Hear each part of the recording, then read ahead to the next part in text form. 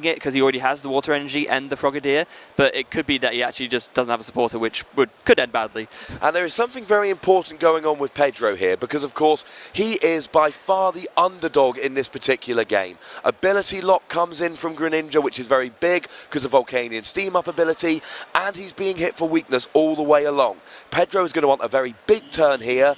A couple of Steam Ups and an attack from a non-EX Volcanion can give him a first turn knockout on Froakie, really put the pressure on, put Drew on a little bit of a clock, and he's already gone and got a Hooper, used Hooper's ability, which allows him to search for any free EXs, and to the surprise of, I think, nobody, he's gone for 2 Volcanion EXs and a Shaman to draw more cards. Yeah, this is pretty much the standard free search that you normally do off of a Hooper Scoundrel Ring when you're playing this Volcanion deck. You just want to get your Volcanions out as soon as possible because, of course, the more of them you have out, the more chances you have to do Steam Up and really start racking up that damage that you can do, and obviously with the Shaman letting you draw more cards as well. And we can see there one Steam Up already from Pedro, so he's going to use that's really nice of him, he's going to use a die to sort of help count the number he's actually done.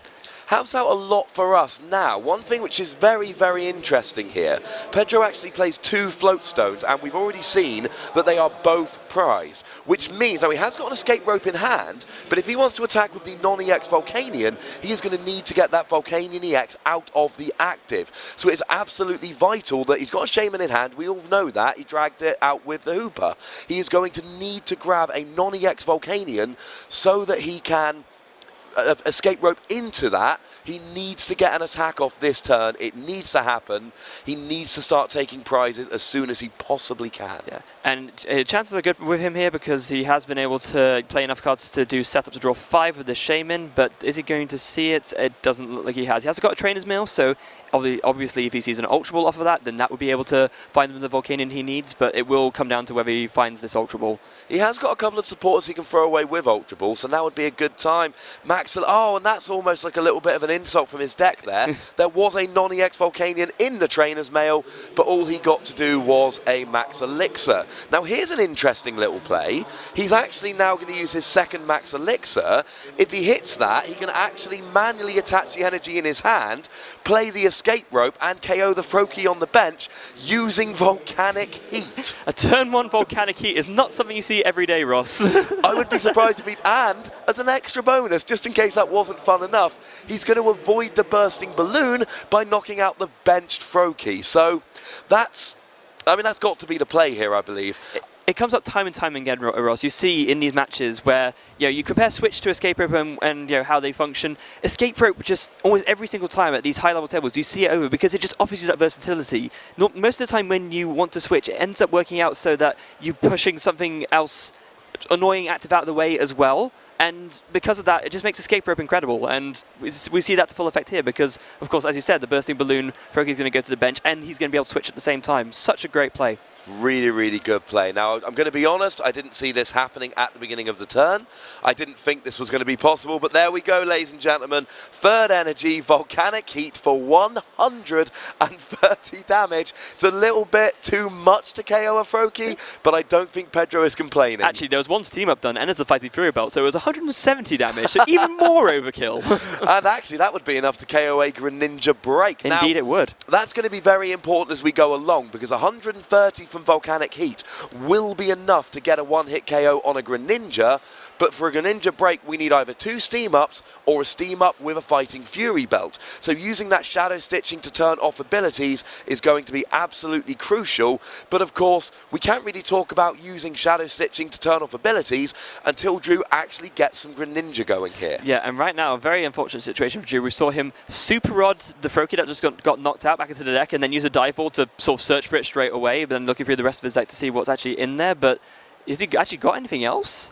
And he had to do this. He could not have gone for a Frogadier there because he didn't have the energy, which means he couldn't use water duplicates, which means a KO from Pedro on that Frogadier would have ended the game right there. An energy would have meant dive ball for Frogadier, water energy duplicates, could not have done it due to the lack of energy. So as annoying as that turn was, that's all Drew could do. Yeah, it's so unfortunate when it happens. We saw it happen sort of earlier on in the stream as well, and this is one of the weaknesses of the Greninja deck, is that sometimes it can just, as the common phrase goes, lose to itself. It's because it's a deck that plays no shame in, and obviously that is also an advantage because it means that all the stuff being knocked out is only worth 1 prize. It means that you don't have that same amount of searchable outs to a hand which isn't doing much for you, and we're seeing an example of that right here.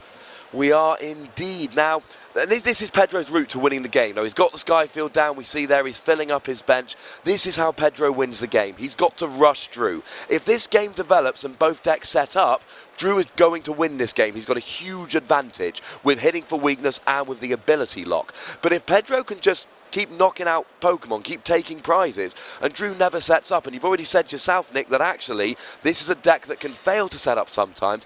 That is Pedro's route to victory. Now, I see that N going down from the Ultra Ball. If I'm Pedro, I don't play that N. Yeah, absolutely not. If he plays that N, he's just giving Drew essentially 6 new cards to work with to be able to draw out this, whereas as it stands right now, Drew will basically have his draw for turn, and if that's not something useful, we'll be moving straight on to game 2. Absolutely, and that is, it's a big thing. And Drew, we've seen comebacks. We have seen big comebacks from these Greninja decks. We've had a few on stream this weekend. We've seen some big comebacks, but it's much, much harder when there are Pokemon hitting for 130. Yes, Drew's hitting for weakness. Yes, Drew turns off that Steam Up ability, which very well timed there. Pedro just used Steam Up as I said that. But as we go along here, if Pedro doesn't have the break, then if Drew doesn't have the break, Pedro will be getting easy one-hit KOs with Volcanic Heat every single turn. And that means that the ability lock is going to be irrelevant. Yeah, absolutely, because we saw turn 1 Volcanic Heat, double Max Elixir. You don't see it very often, but I mean, here it is now, and it's just so much pressure so early on. The Greninja deck, when it's put under this much early pressure and things are just being carried left, right, and center, even though it is the comeback deck, sometimes when it comes to developing into a situation like this, it is still too much even for a deck like Greninja to come back from. And you see Pedro there playing the Max Elixir now. He chose to put it on one of his benched Volcanion EXs, and that's a very, very good play. Yes, it's an EX. Yes, it's weak to Drew's deck. Yeah, it gives up 2 prizes, but it allows the one-hit KOs on Greninja, and that's got to be what Pedro's thinking. Pedro cannot play conservatively in this matchup. That is a big retreat there. Got to be done, of course. Yeah, it is, but it's also really clever because, of course, he's already done a Steam Up this turn, so that means that with the Fighting Fury belt, that's a Volcanic. The Power Heater attack is going to do 60 damage, which will knock out the Froakie and allow him to attach those 2 energies again. So really, really clever. Really, really clever. And, of course, he couldn't have used the Volcanion EX attack there because you can only use it once and then you can't use it the next turn. Now, you could play a Pokemon Ranger to turn that off, but clearly Pedro didn't have, and there we go. So Drew obviously just drew past there, and then, yeah, Pedro had the energy in hand with the Steam Up, so yeah, that's it. Moving on to game 2. Pedro knocks out 3 Froakies in 3 turns and goes up 1-0 on Drew in this crucial final round matchup. And you see Pedro there just apologising, saying, I'm really sorry. I know that wasn't a very competitive game. I'm sorry to win like that. We've all been there. We've all won games which, frankly, we won because our opponent drew nothing. But when you're in the win and in game for the top 8 of the first ever European International Championship, and you get the opportunity to go 1 game up, if I'm Pedro, I don't mind how I win. Yeah, I think, as they say, a lot of players are saying, we take those. We do take those. What I do like, though, brilliant show of sportsmanship. I love this community and how friendly and lovely everybody is. And just a really nice example there, being on stream, you beat your opponent, and then immediately, the first thing Pedro does, you see a nice friendly conversation where he says, I'm sorry I had to win like that. That was very, very nice. Yeah, it's really nice to see that in a competitive game, especially when you consider what these 2 players are playing for. There's so much on the line here, yet still this very, very high-stakes game, like I said, it's just great sportsmanship, and it's a really great example to anyone, really. No, it really, really is. It really, really is. Now, here we're going to see Drew going first again. We assume he's going to choose to go first. And he's going to hope for a better setup. Now, I was thinking about the Talonflame, because obviously Drew didn't start Talonflame last game. He was very, very close. I think it might have been the 8th card in his hand, but that is, of course, irrelevant. But even if he had started the Talonflame, it still would have been 1-hit KO'd by the Volcanion EX, and he still wouldn't have had the energy to use water duplicates. So the game wouldn't have actually mattered there. Of course, he also wouldn't have had the energy to use Aero Blitz.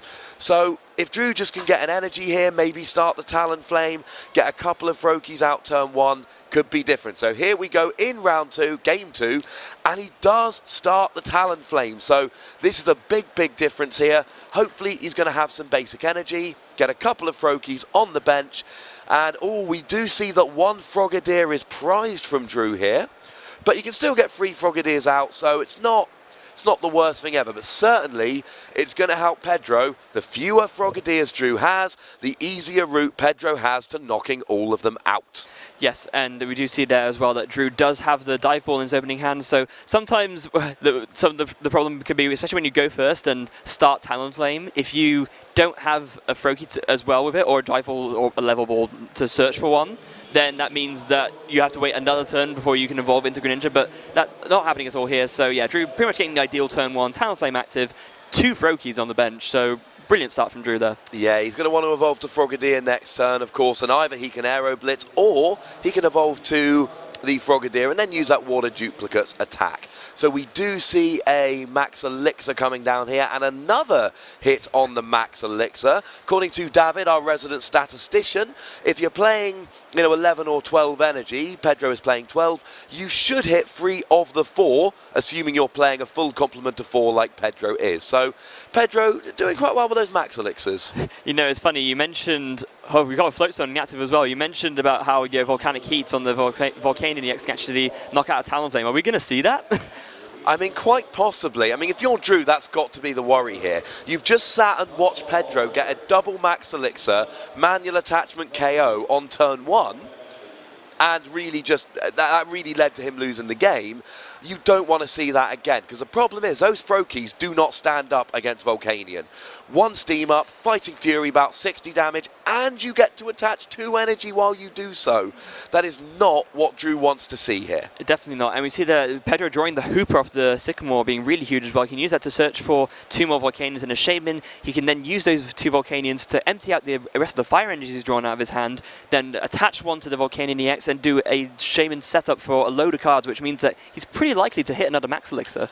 He is. Now, there is a more conservative route here, and it really is up to Pedro how aggressive he wants to feel, because he can attach an energy to Volcanion and then just use Power Heater and take, well, at the moment it'll be 50 damage, but depends how many steam ups he uses.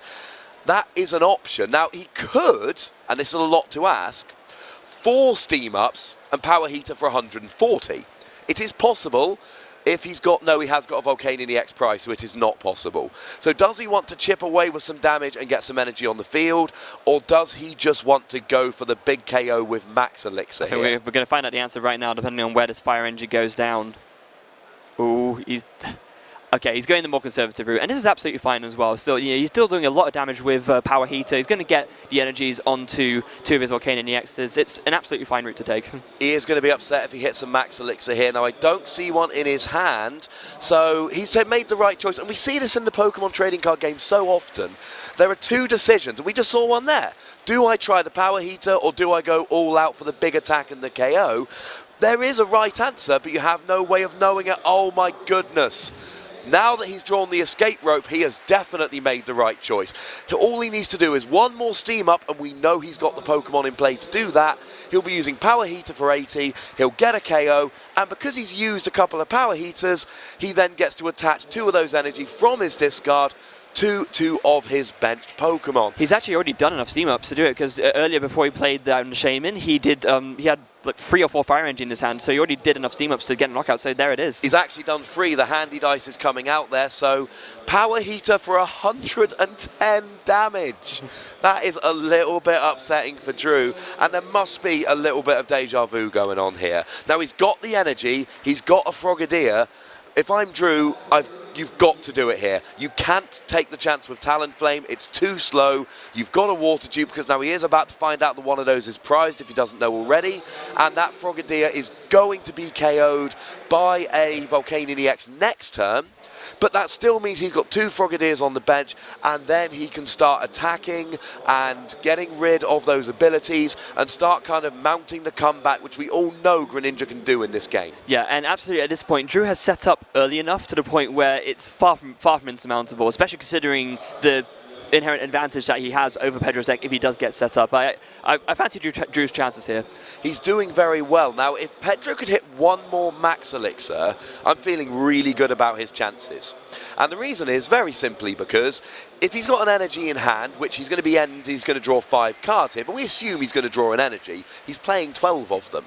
So if he draws an energy here, then all he needs to do is retreat the Volcanion, and he's got the KO on the Frogadier next turn, or maybe even he can use double Steam Up and get the KO using Power Heater, which obviously would be his preferred route. And he has already discarded 1 energy of Steam Up as well. Again, that die coming in handy. So now if he gets an energy, he can just go ahead and use that.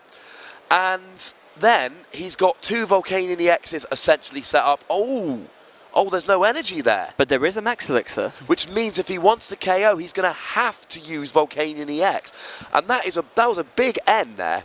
Yeah, it really was. And we see that he's going to play the Ultra Balls, and he's actually discarding the Max Elixir. So I guess what he's going for here is he has that Skyfield in his hands. So he's probably going to, search a second shame and play the Skyfield and then do a setup and just try to hit the energy. And I think this is a good play here. I really like this play because he really wants to use Power Heater. Drew is not going to win by knocking out loads of baby Volcanions. He's going to win by knocking out the EXs. That baby Volcanion, a non-EX Volcanion, is really not all that... It's not that much of a worry at the moment. Pedro wants to use Power Heater. He wants to get the energy out. His route to winning is free energy Volcanions, knocking out Greninjas. And getting a KO with Power Heater does that. Although, did he draw an energy off that? No, he drew another Max Elixir and a Trainer's Mail, but no energy. Very unlucky. That is very unlucky. Now, he's still got the option of the Volcanion EX here.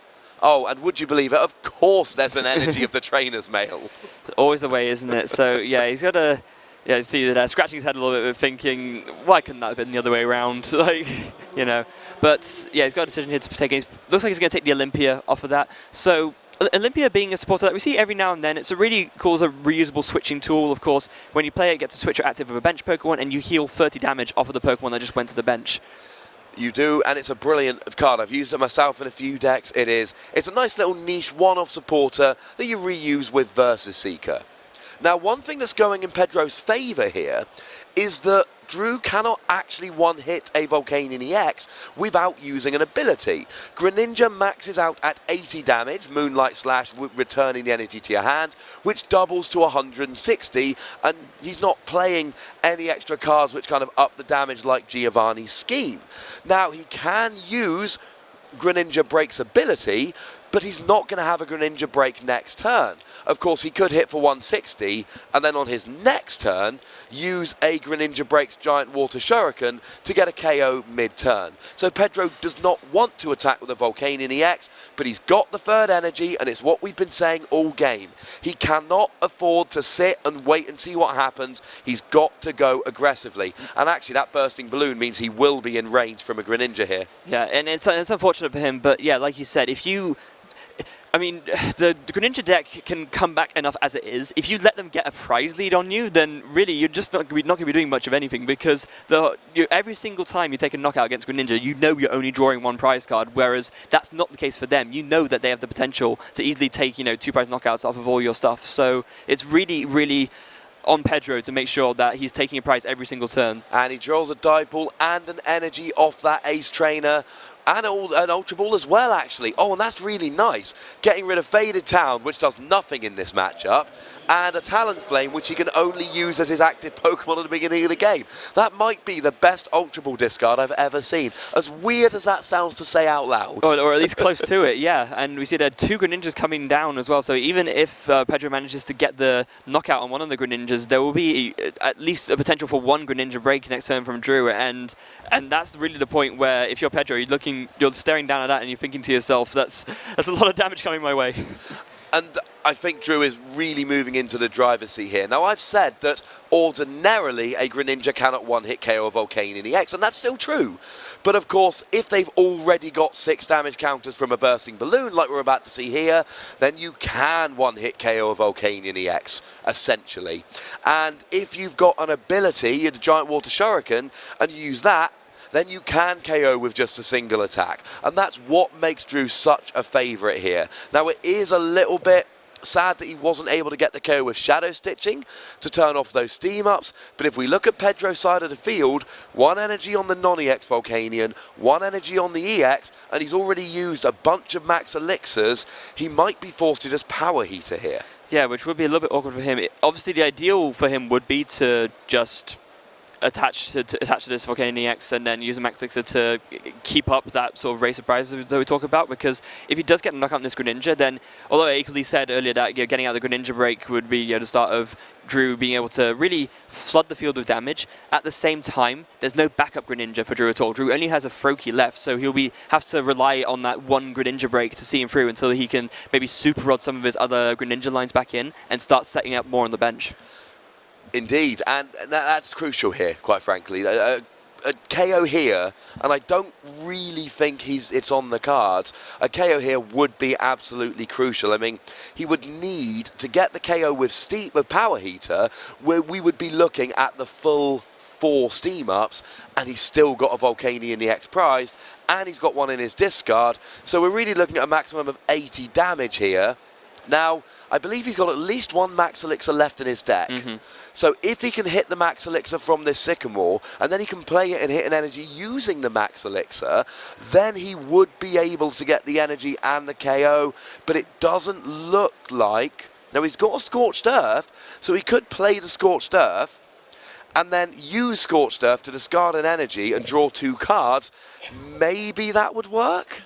Maybe he could draw into the Max Elixir that way? And as you see, he's just checking his deck now, and he's just thinning it out. So the Max Elixir is in there, but I mean, there's only 1 left. You're only drawing 2 cards out of we're not exactly sure how many cards are in the deck, but it's not exactly, a almost nothing deck. There's still quite a few, but it looks like that's what he's going to go for. That's exactly what he's doing. Energy and energy. Oh, that's a little bit... It's kind of like, I really want a Max Elixir for an energy, and your deck's like, I tell you what, have 2 energy. Yeah, just not really working out there for Pedro, unfortunately. So he's probably going to have to be content with, as you said, a Power Heater, but not for a knockout. He's going to be doing... He's not done any steam ups yet either, so I'm not even sure if... I mean, you could do some. He looks like he's going to go for 1 at least, but whether he's going to go for 2 is another matter, because he probably wants to save some energy so that he maybe, if he needs to steam up later, then he can do.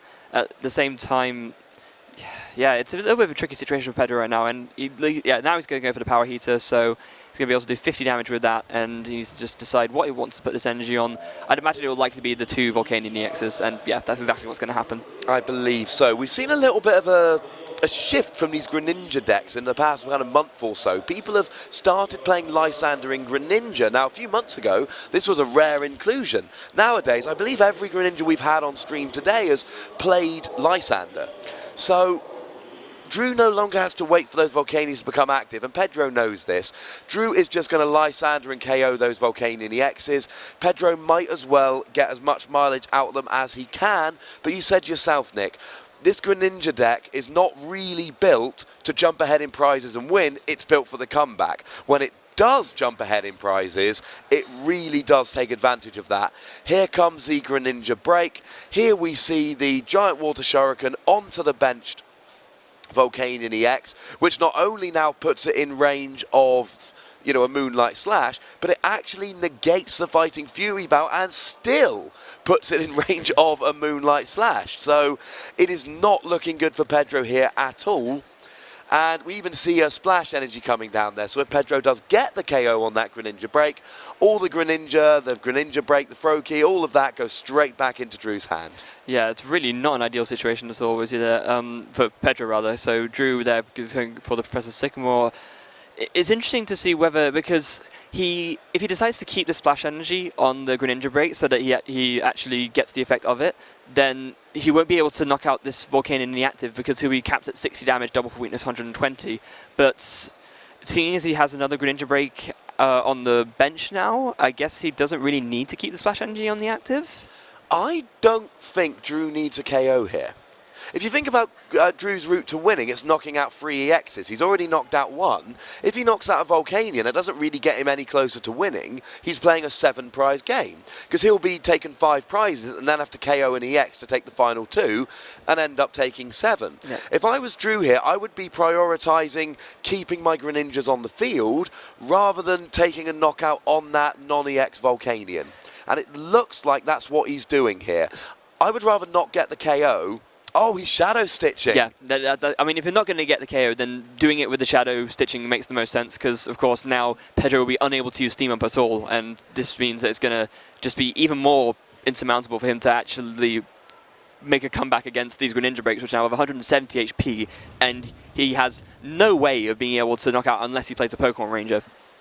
And that would be the only thing he could do here. He could play a Pokemon Ranger, which would turn off the effect of Greninja's attack, which would then turn back on the abilities, because without a Steam Up, oh, and there is a Versus Seeker for a Pokemon Ranger, turning off the effect of Shadow Stitching, turning on his abilities. There's a Steam Up, and now he can hit for 170 damage and get the KO on that Greninja break. Right on the nose. 170 is exactly enough to get the knockout, so really great. I mean, and even then, it's still not that bad for Drew, because he did the shadow stitching instead. Of course, that splash energy stayed on. He's going to get that whole Greninja line back to his hand, and obviously it's a good turn for Pedro. But even then, it just barely even puts Drew back, which is incredible to think about. And when you look at Drew's turn here, what's he going to do? He's going to use Moonlight Slash. He's going to get a KO.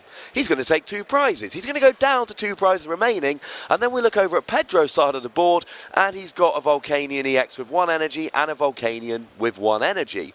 Well, that's even with his abilities turned on, he is not threatening a KO. He's going to have to find and hit his final max elixir and attach from his hand, and he does not currently have an energy in hand, in order to get a KO next turn. Oh, and by the way, he'll need a second energy in hand in order to actually use the Steam Up.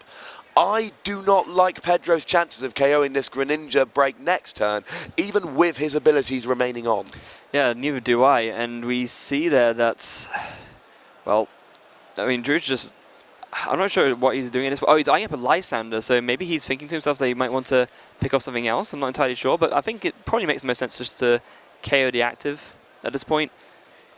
I would be happy KO. I mean, I think you have to KO the active here, because that's the only Pokemon with enough energy on to really pose a threat. Now, this, however, I do like. He can't play the Ace Trainer because he's ahead on prizes. No, he's not. He's got 4 prizes left, so Pedro's 3. Oh, I do apologise. I made that mistake in a league challenge once. I got a game loss for it. It was very, very silly. I was reading it as prizes taken, not prizes.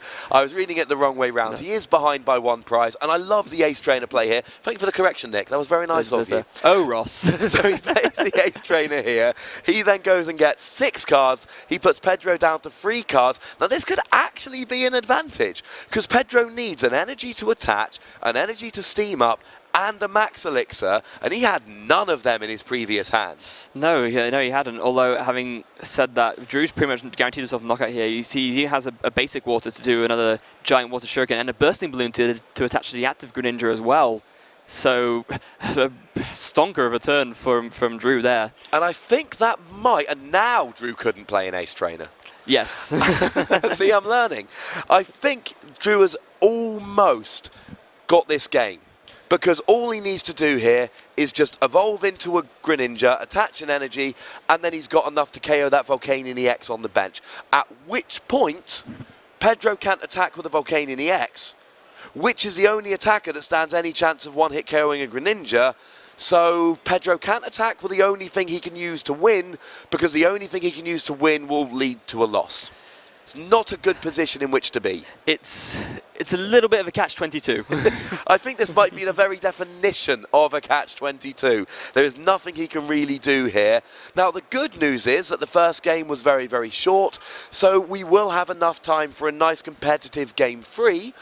And like I say, I don't see any real way back for Pedro here, so it does mean that we're probably, by the time this game finishes up, they shuffle up, we should have about 15 minutes. That will be as add plus 3 turns, of course, which should be enough time to get a proper game 3. Of course, we see how this is going. Pedro is going to win if he can get going nice and early. Drew, well, if the game goes on, this happens. Now, it really comes down to what's in Drew's hand at this point.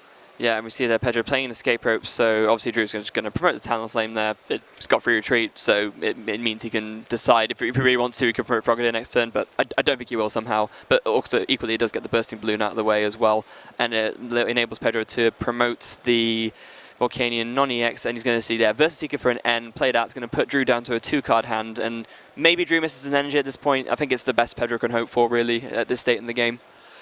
And missing an energy could be big. Now, of course, Pedro does really not have many kind of options here because he's still not going to be KOing anything. So Drew doesn't have one turn to find an energy. He's got at least 2. Oh, speaking of energy, there's 2 splash energy. That's quite good. Yes, there is. There's, I mean, it's energy, you know. It's not water, but it'll do. Now, there is a scenario here, and it is a bit of a long shot, but Pedro's going to put an energy on his his Volcanion EX here, which means 1 more energy, plus a Lysander, plus a Steam Up. Oh, and there is game. Yeah, so Drew drawing a Lysander off the top of the deck. He had the energy in hand, so Drew's going to take game 2, and we are moving on to game 3. That was very, very nice. Now, what I was thinking there is a chance that he could use a Lysander to KO the Greninja break on the bench using a single Steam Up, and maybe Drew doesn't draw into the Greninja and the energy at the same time. But, of course, complete moot point, and this is what we would expect to see happen.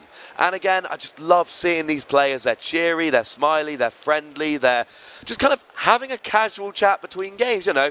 Hey, how's it going? You know, the winner of this gets into top 8 and plays for a guaranteed Worlds invite if we make the if we win the final. It's a very surreal thing. It's a very high pressure game. They're playing on Steam and they're just having a nice chat.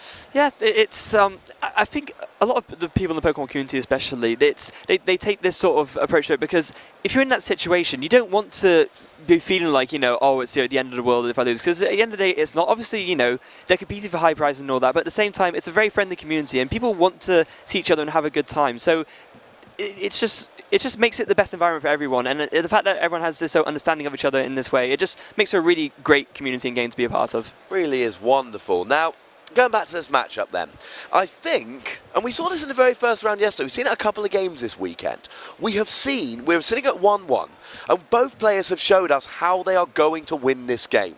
Pedro is going to win by rushing, and Drew is going to win pretty much if he sets up. But we saw a hint at the end of that last game.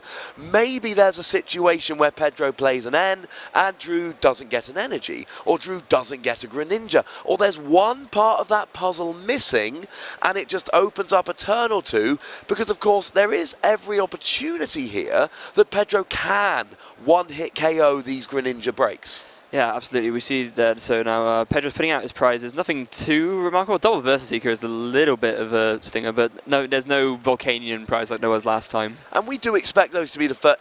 If he takes the order in the usual way, they are the first ones. Of course, what I think is more interesting, his lone Pokemon Ranger is prized. He needs to play that to attack with Volcanion EX 2 turns in a row. He needs to play that to turn off Shadow Stitching. And we saw, although it was in a losing effort, it was used in a very big turn on the previous game.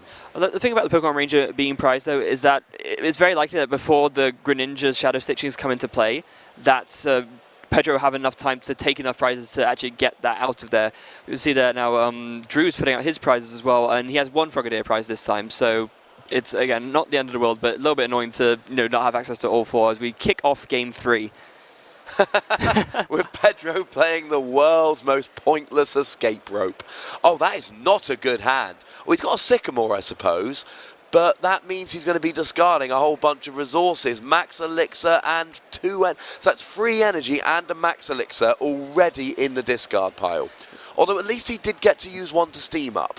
I mean, it doesn't really make a difference. He's going first, and it's turn 1, so it doesn't really make a difference at this point. No, but it's still nice that he got to use it for, even though he won't get to do anything, he's still got to use the Steam Up. Well, for style points. Yeah, a couple of style points in play there. It's better than just discarding it, that's all I'm saying. I guess you're right. Now, there is one other thing in play here, a very important consideration this game, and that is that we've only got 15 minutes left. So if this game goes on a little bit, there is a chance. Now, as we're in... No, sorry, we're not. We're in the top 32. So if it's a draw, both players will be knocked out of cut. So, slightly different point to what I was making. This is still huge. That 15-minute clock is basically a countdown, and if it runs out, a draw here really is a loss for both players. They'll both make top 16, neither will make top 8. Nothing is gained with a draw here. Yeah, I mean, it puts the pressure on, and I'm sure that both of these players will be wanting to try and play as fast as they can to try and make sure that doesn't happen. They will, and I think we will see a faster pace of play going on here because neither player wants to lose. Now, Pedro's got to play at a fast pace anyway because that's his route to winning, but Drew with his Greninja deck, Greninja is a slower deck. It takes a little bit of time to develop, and that is a slight problem when we're under time constraints. And make no mistake about it, we are very much under time constraints here. Yeah, as we see there, Pedro is going to... So we've got three of his 4 volcanoes there now. He's going to bench a Shaman. He's going to draw a couple more cards. He's a float stone off of that. So you probably want to attach that to maybe one of the volcanoes. So, no, he's going to leave it for now. I guess he doesn't need to retreat straight away. So if he just doesn't need to play it straight away, then there's no reason to do so. Well, there's always a possibility that happens. Yes. He jumped ahead of my point. If you put a float stone on one Pokemon, your opponent, if they don't have much, can Lysander another, and then you'll really wish you'd saved the float stone. Yep. Pro move from Pedro here, although it's a little bit mean of Drew to not give me time to finish my point. Okay. Well, this is why Pedro's sitting there playing this match, and I'm sat behind the commentator desk, obviously. But now he's got the float stone ready for the Hooper, which means that Drew's dastardly trick has not worked this time. Now what we really want here, and by we I mean Pedro, non-EX Volcanion, energy, and then 1 in the hand to steam up, or plus a Fighting Fury belt, or 2 in the hand to steam up, get the KO on that Froakie nice and early. What Pedro does not want to do is fail to take a KO here, because if Pedro doesn't take a KO, then he's giving Drew 1 more turn to set up, and that is absolutely not what he wants to do here. Yeah, we see there he's going to play the Versus Seeker for the Sycamore because he just wants to go in as aggressive as possible and just really try and draw into this Volcanion because it would put him in pretty good stead.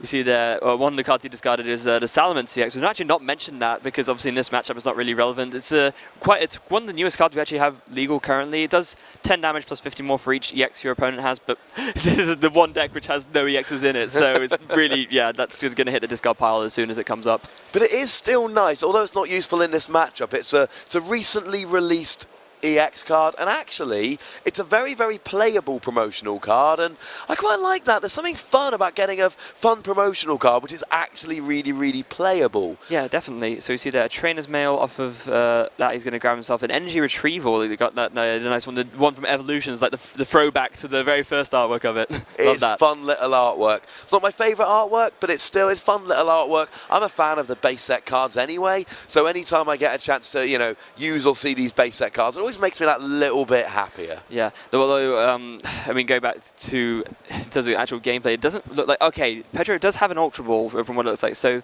he will be able to search out the Volcanion, and with the energy in hand as well, it looks like he will be able to get the attack off, so... But he needs 3 energy here. He needs 1 to attach, and he needs 2 to steam. Oh, he's got 4. Yeah, with that energy retrieval, he gets 2 energy back to his hand, and that means he'll definitely have enough energy to be able to get this knockout here.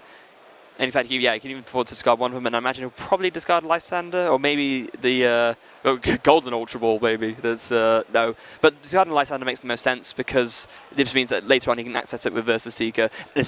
And Ultra Balling away supporters to discard it, to reuse them with Versus Seeker is especially more important now that Battle Compressor has rotated. It's something that, you know, you might, if you don't do it, you might lose one game on the basis of assuming that you can Versus Seeker or a Lysander, but then you play the Versus Seeker and you look through your discard and you realize it's still in your deck. Oh yes, and that is a very big point. Versus Seeker is kind of what we call a toolbox card, a card that can do many different things, and here, as long as you've got a supporter in the discard, you can reuse it with Versus Seeker. Now we've had the energy, we've had the double steam up, so that means Power Heater will hit for 80, KO the Froakie, and Pedro is off. And now Pedro has a very nervous turn here. Oh, no energy for Drew yet. He's going to need to get a basic water energy here to attach to the Frogadier to use water duplicates, because as it is, Pedro is off. Yeah. Splash energy would also work, don't forget. I mean, there's... of course, yeah. Of course. And of course, the splash energy might even be preferable here. He's got a Froakie on the bench. Did he not get one? I didn't see one. Oh, that's not good, Drew.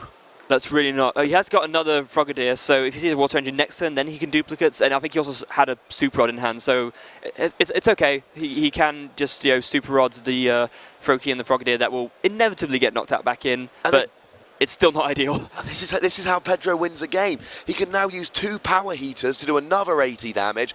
I'm pretty sure he is, and there are the 2 energy straight away for the 2 power heaters. No mucking around from Pedro, and he doesn't care that he's taking 6 damage counters and bursting balloon. That is a price he's willing to pay, and all the time he is attaching energy to his benched Volcanion EX, and as soon as Drew brings out those Greninjas, they are going to be KO'd by the Volcanion EX. One thing I would say though, 10 minutes left, these players need to play fast. Yeah, they do, and to be fair, they are. Like, we've seen, you see a lot of players, different paces of play on stream this time, and from what we've seen, I think they're playing at a pretty decent pace. So. Oh no, absolutely. Yeah. I'm not accusing these players of playing slowly by any stretch. I'm just saying that a draw here would be the worst possible case scenario for both of them. So you really do need to go ahead and try and get that win here. So a nice brisk pace of play, being set needs to be maintained by these players because, like I've said, a draw will put them both out of cut. Now, we've seen a manual attachment there, which means that after this power heater, Pedro is going to have 2 Volcanion EXs, both of which are going to have free energy, and that is the magic number. Yeah, and we saw there that Pedro had the option to play Max Elixir, but decided not to, and this is very clever, because we already know that he had to discard quite a few energy already. Oh, okay, he's changed his mind.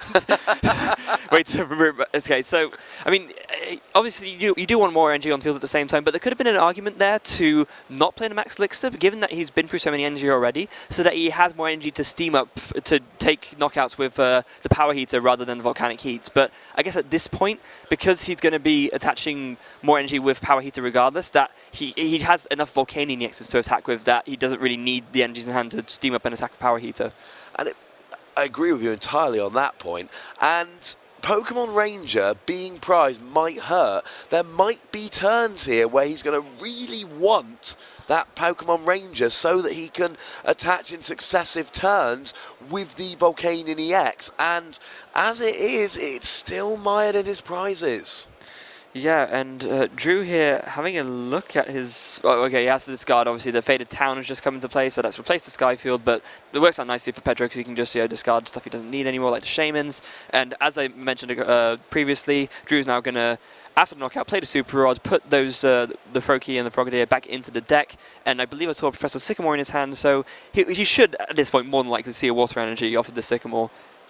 We would very much hope so. Oh, Greninja and Greninja Break discarded off that Sycamore is far from ideal, and he has got the Water Energy, and it is a basic. So, has he managed to play a Super Rod? Yeah, but he just played one, and that is his only one in his list as well. So, yeah, that discarding that Greninja and that Greninja Break really hurts. That's what I was going to say, because I thought he had played that Super Rod, which is very much double-edged sword. On the one hand, he's now got 2 Frogadiers, rather than just the one he would have been able to search out. But it means that Greninja and that Greninja Break are not coming back this turn. Or any turn, for that matter. Well, indeed, any turn whatsoever. And we assume that Pedro is going to be taking a KO, which means that Drew... he is running out of resources, and this is what we said at the beginning of this game. It's not necessarily rushing to 6 prizes that wins Pedro the game. It's running Drew out of that Greninja line, and then, taking a couple of Froakies or whatever to finish out the game, because Drew just can't get those Greninjas rolling. Yeah, in that sense, Drew is almost doing some of Pedro's work for him by being forced to discard this Greninja and Greninja Break. It's just like, I mean, that's what I was going to do anyway. Cheers. And that energy you talked about with the steam up, Nick, he's still got some energy rolling. We've just seen a double steam up, which means Power Heater will once again hit for 80 damage.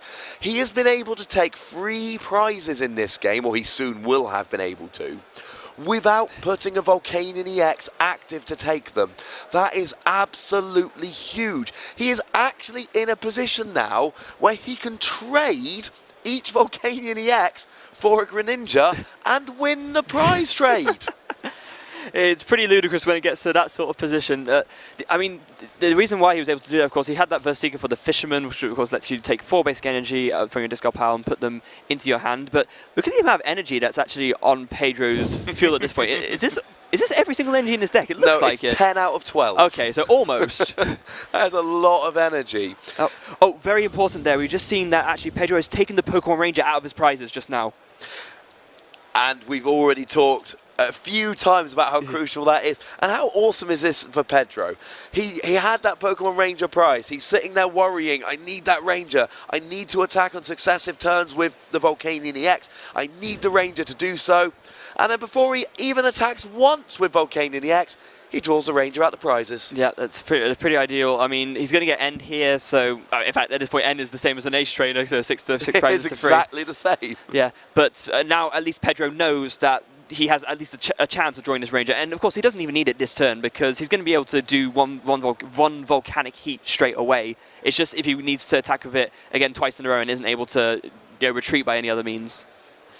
Indeed, indeed. Now, Drew here, if he's got an energy, which he does, he can take a prize, and he can take a prize with Shadow Stitching, but that doesn't really do very much, because the problem is, Shadow Stitching turns off those steam ups. Well, Greninja's got 130 HP, Volcanion EX hits for 130, and like I've said, the prize trade is now unbelievably in Pedro's favour. Drew takes a prize, and then Pedro can take a prize, and then Drew takes 2, Pedro takes 1, Drew takes 2, and then Pedro's going to win with Drew still with 1 prize left to take, even taking EXs every turn. It is just almost unbelievable that Pedro's managed to get to the stage where he can trade 2 for 1 unfavourably and casually win the prize trade. Yeah, I mean, all credit to Pedro here as well. As we said at the beginning, this is not exactly a favourable matchup for him, but just look at him go. I mean, we've got so many energy. He's set up so well, and he's playing the strategy deck in the right way to try and beat this unfavourable matchup, and it's just really, really great performance from him. And I think this is a difference we see, because there's a lot of Volcanion here. We've already shown the metagame analysis on the stream this weekend. We've all seen how many Volcanion decks are being played, quite a few as it turns out. But they're not all here fighting for a spot in top 8. And sometimes it's players like Pedro who have the list, who have the right list, who set up. And when your deck can do this against an unfavourable matchup, and we assume now squeak out a win, you must be feeling good. Now, if I'm Pedro here, I'm tempted. Has he got a Versus Seeker in hand? He does. Because I'd be tempted to just Versus Seeker the Fisherman and Power Heater for the KO, just like he's done the last turn. I think that'd be very. Yeah, I think that's probably the best play he can do. And not only that, but he actually redrew the Ranger off of the end as well. Not that, again, if he attacks a Power Heater, not that it's going to matter, but yeah, he can just Versus Seeker for... Wait, actually, no, you can't Versus Seeker for Fisherman because I think he has any Fire Energy in his discard pile. Oh, he's been recovering them all with Power Heat, and that's what he's looking for. So actually, Power Heater has been so powerful, it's turned off the option of Fisherman. It has, and this is what I was trying to allude to earlier with all the energy being on the field, that he wouldn't be able to steam up. But, I mean, at the same time, he's attached 2 energies to this active Volcanion, so he can just retreat manually and then attack Volcanic Heat, so it's still fine. And that is absolutely where that came from. And let's not forget that once he retreats that Volcanion, now he happens to have that energy in the discard, so Versus Seeker for Fisherman becomes a nice valid play. And I think he might have even drawn a Versus Seeker off of that Sycamore anyway. Yeah, which is good because it means that he'll have access to... He obviously just discarded a Pokemon Ranger off of that Professor Sycamore, so that means that Versus Seeker can become Ranger and he can Volcanic Heat twice in a row if he wants to. Now here's an interesting one. He's actually drawn an energy retrieval off of his Sycamore. So one option he would have here is to manually retreat the active non-EX Volcanion, promote the bench non-EX Volcanion, energy retrieval the 2 energy he discarded retreating, then double steam up and KO with Power Heater. That would be pretty good. It's a bit convoluted, but assuming I saw an energy retrieval in his hand, and I think I did, that is a play which is open to him. Yeah, another thing he could do is he has an escape rope, so he could use that to try and actually deal with the Greninja now. He'll take 60 from the bursting balloon, but I actually think that's fine because in terms of what it does in putting Drew behind on board position, it might actually just be the best thing to do. No, here he's got an even better play. Retreat, escape rope, and then there we go. KO the Greninja. Now, I think actually there was a... Was there not a Shadow Stitching last turn? So Steam Up was actually turned off this... No, it wasn't. What Drew did was just retreat his Greninja into the Frogadier and pass. Oh, of course he did. The Shadow Stitching was the previous turn. Yes, I get that. Okay, no, that's good. That's good. So I personally would have liked to have seen the KO on the Frogadier, but it doesn't really matter. We are quibbling over details at this stage. Pedro has got the KO. He's going down to 2 prizes. He's attacking into a bursting balloon, and that's the one thing which I don't like quite so much about this play, because it means that if Drew has a Greninja and a Water Energy, he then gets the KO. Well, Drew will have the Greninja because, of course, that Splash Energy means that Greninja will go back into his hand. But yeah, the question is, does he have the... Well, even then, I guess he had the Froakie as well, so he can bench that, and yeah, he can evolve into Greninja, he can attack the Volcanion, but then Pedro just KOs him right back, and then at that point, Drew's left with a Froakie. And that was going to be the end to my point, sir, because, okay, doesn't really matter. Whichever order he KOs them in, they're the next 2 KOs. And see, interesting, Drew opted not to, and we are in overtime now, I guess. Yeah, Drew opted not to bench the Froakie that he got off of that Splash Energy, unless, oh no, it might have been from a Frogadier that was water duplicates. So I believe that was the case. Now, Drew here, I mean, he's going to want to get the breakout at some point, and then maybe Shadow Steel. I mean, I don't think there's anything Drew can do here. Yeah, he has drawn a Froakie, so he can bench that just to give himself the chance to maybe bubble for the tie instead of losing. But yeah, I didn't even see if he drew an energy. He has a dive ball, but I guess he's going to get another Froakie off of that. But it doesn't really make a difference in that sort of sense, because in fact, if anything, that could... I don't know. Pedro needs to take 2 knockouts. That's the big problem here. So and he's only got 2 turns. So your bubble point, I love your bubble point, Nick, because a single heads on a bubble with no way to switch guarantees the tie. Yeah, and we'll have to see if that's what Drew decides to go for. If he does bubble, now I've seen something in Pedro's hand. He's got a Versus Seeker. Is the Olympia in his discard? Because that is, I know it's not in the prizes, because if Olympia's in a discard, then he can use Olympia to switch out of the paralysis, and he'll be fine. Look at that, just casually throwing away free energy to retreat.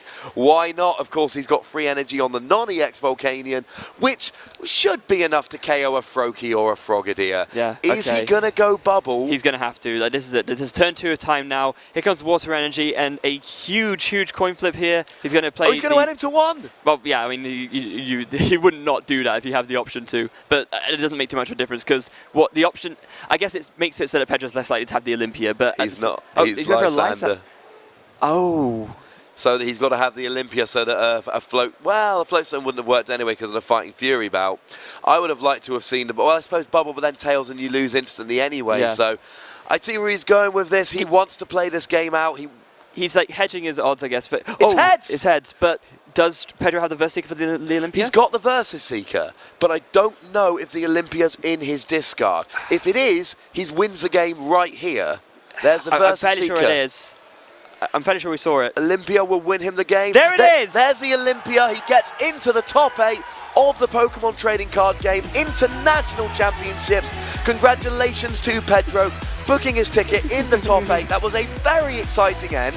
And considering we had a Greninja against a Volcanion, I was not expecting to be holding my breath to see what was drawn on the final turn of time. What an incredible demonstration from Pedro. He's doing Spain absolutely proud. You can hear the Spanish crowd going absolutely crazy out there. They are so happy, and rightfully so. Congratulations, Pedro. You're a very deserving winner. And that was the very last turn of time. We talked about Olympia a little bit earlier, and shall we say, I'm pretty sure Pedro's glad he's playing Olympia right about now. Yeah, that was absolutely brilliant. Well, you've got to commiserate for Drew. He was, a long day, 2 long days of competition, and it played so well, had such a good record, and then coming into the last round against a matchup which should be favourable, and just not quite enough to get the win. Yeah, but what are you going to do? I mean, anything can happen in Pokemon, and it usually does. I think that's the best way we can summarize what happened there. Just an incredible match to watch. It's been an absolute pleasure to watch over all of that, and yeah, again, just a huge well done to Pedro, overcoming, like I said, an unfavorable matchup and just playing superbly and just having the means of being able to overcome that difficulty and do they said, do Sprain proud. It's one of those games where you go and see your friends, and your friends are like, oh, what are you playing? What are you playing? Because it's your winning in. You win your into play. What are you playing against? And you tell them you're playing against Greninja, and they're all like, ah, top 16 still good.